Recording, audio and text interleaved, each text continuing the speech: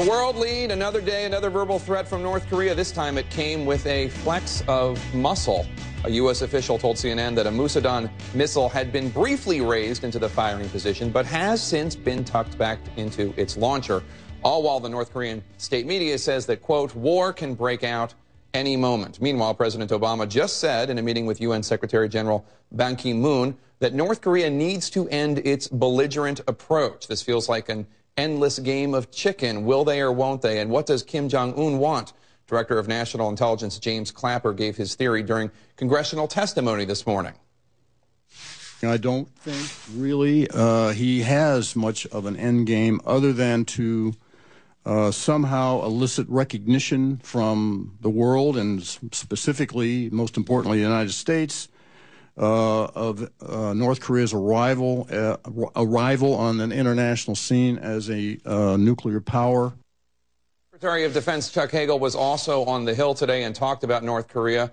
Look to the right of Secretary Hagel over his left shoulder. That's George Little, Chief Spokesman for the Defense Department. And George joins me now from the Pentagon. George, welcome. You heard President Obama just a few moments ago in a meeting with Ban Ki-moon said North Korea needs to stop its belligerent approach. The temperature needs to be lowered. There was an expression of desire that China get more involved. China's foreign minister is warning North Korea, saying they do not allow troublemaking at the doorsteps of China. Is that enough? Do we need more from China? Do they need to get even more involved than they are right now? I think we've heard a number of expressions from Chinese officials that they're very concerned about North Korean behavior, and we welcome the Chinese statements.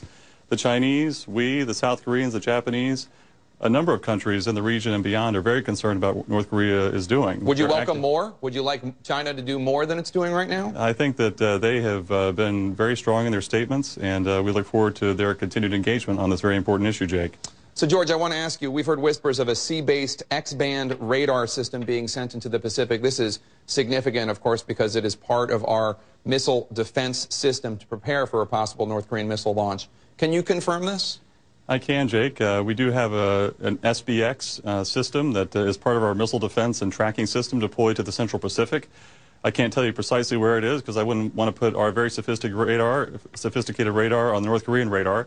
We jokingly call this the floating golf ball, and it's a long-range golf ball, I can tell you that. It's a very important part of our missile defense architecture and is intended to help counter our missile threats in the region. George, hold on one second. I want to play the sound from President Obama. Approach that they've been taking and to try to lower temperatures. Nobody wants to see a conflict on the Korean Peninsula. But it's important for North Korea, like every other country in the world, to observe the basic rules and norms that are set forth, including a wide variety of UN resolutions that have passed. And we will continue to try to work to resolve some of those issues diplomatically, even as I indicated to the Secretary General that the United States will take all necessary steps to protect its people and to meet our obligations under our alliances in the region. We talked about Middle East peace, where there is... So, George, we'll let President Obama continue talking. I want to ask you, George, you were at that hearing with Secretary Hagel and Joint Chiefs of Staff Chairman Martin Dempsey. I want to play something that Congressman Doug Lamborn asked General Dempsey, citing a report from the Defense Intelligence Agency about North Korea's capabilities. DIA assesses with moderate confidence the North currently has nuclear weapons capable of delivery by ballistic missiles. However, the reliability will be low.